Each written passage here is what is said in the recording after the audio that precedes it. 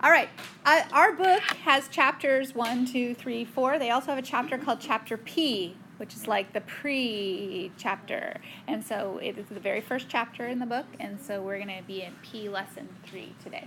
We're going to talk about solving equations. I want you to just remind you, if a question is gray in your book, what does that mean? Okay, no calculator.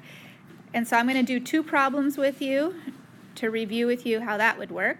And then if a question was white, then yes, by all means use your calculator, and I'm going to do 1 or 2 questions with you to help you know how to answer those. Okay? All right, so let's do it without our calculator first. So our first example is a question that looks like this. 2 parentheses 2x minus 3, and then plus 3 parentheses x plus 1 equals 5x plus 2.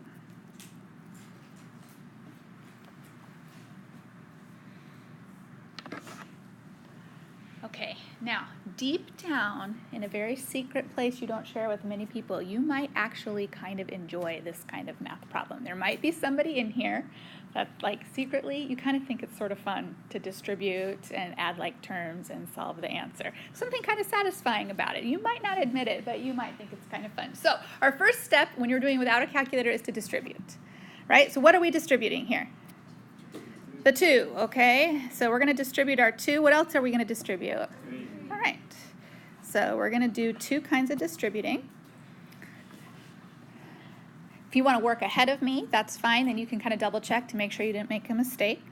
All right, but we've got 4x minus 6 as the distributing, and then plus 3x plus 3, and that equals 5x plus 2. You know, it's not a word problem. It's just a straightforward algebra problem. All right, after we distribute, what comes next?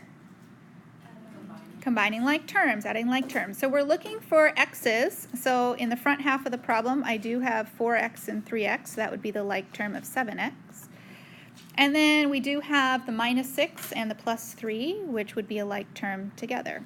And then you end up with just the 5x plus 2 on the other side. So we have 7x minus 3 equals 5x plus 2. We still see some like terms, but they're on opposite sides of the equation right now. So we're going to take our 5x and subtract it to both sides. And so that's going to give me 2x minus 3 being equal to regular 2. All right, we're almost done. 2 more steps. What's the first one? Okay, add 3. So we have 2x equals 5. And then our final step is to do what? Divide by 2. And because we are not using a calculator, we are going to leave the answer as 5 divided by 2. There's no need to give me a decimal. I'd prefer that you didn't. If it could be reduced, reduce it for sure. But you don't have to turn it into a decimal. You can just totally leave it like that. Okay, fraction 5 over 2. Any questions on that one? So that would be an example of one you would do without your calculator. Okay, here's one that's a little bit harder. So we want to practice all kinds so that when you don't think the homework's going to be real easy, and then all of a sudden you get to it and you're like, wow, I don't know how to do that one. She didn't show us. So let me show you this one. Okay, 5y over 8 minus 1/4 equals 2 plus y over 4. Okay, automatically people's blood pressure goes up just a little bit because they see fractions. Like, oh, I hate fractions. Okay, so I'm going to do my best to show you the slickest and easiest way to take care of that, and it has to be with what common denominators are. All right, we want common denominators, but we deal with them on one side. So let's just look at the left side. Between 5y minus 8 and 1/4, what's the common denominator going to be? 8. Which one needs to be changed? The second one, the 1/4. So I'm going to multiply it by what to make it an 8?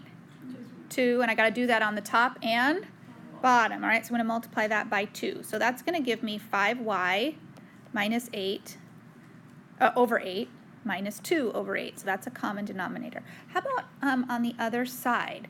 One of them has a denominator. The y has a denominator. What about the 2? What's its denominator? It's 1 right now. So which one needs to be changed? The 1. What do I need to do to change it? Multiply it by 4. All right, that's going to give me 8 over 4 plus y over 4. Now, do I have to have a common denominator on both sides? Like, does the denominator on the left and the denominator on the right have to be the same? And the answer is no. On one side, both 8's have to match and both 4's have to match, but altogether they don't. All right, so let's put this in common denominator form. 5y minus 2 over 8 and 8 plus y over 4, so that they're over the same denominator. When a problem looks like that, and both sides have a denominator, you can do what I think is awesome, which is cross-multiplying. Okay, cross-multiplying. So we're going to take the 8, and we're going to cross-multiply it across to the 8 and the y. And we'll also take the 4, and we're going to cross-multiply that to the 5y minus 2. So let's start with the 4. I'm going to cross-multiply that to 5y minus 2. What do I get? 20y, what else? Minus 8. Good, I'm glad you remembered to do both. And on the other side, we're going to cross-multiply the 8. That's going to give me 64 plus 8y. What did I just get rid of and I don't have any more of in the problem? I just got rid of the fractions. So I don't have fractions. I don't have to worry about it anymore. So cross-multiplying, once you have a common denominator, helps you to get rid of fractions. All right, now I can do the same thing with grouping my like terms. And so I'm going to subtract 8y from both sides. That gives me 12y minus 8 equals 64. I'm going to add 8 to both sides. That gives me 12y equals 72. And then finally I'll divide by 12. And that works out evenly to be 6, and I didn't need a calculator to do any of that. Okay, any questions so far?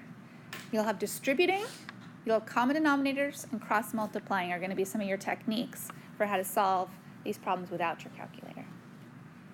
Okay, are you ready to use your calculator? Okay, will you turn it on?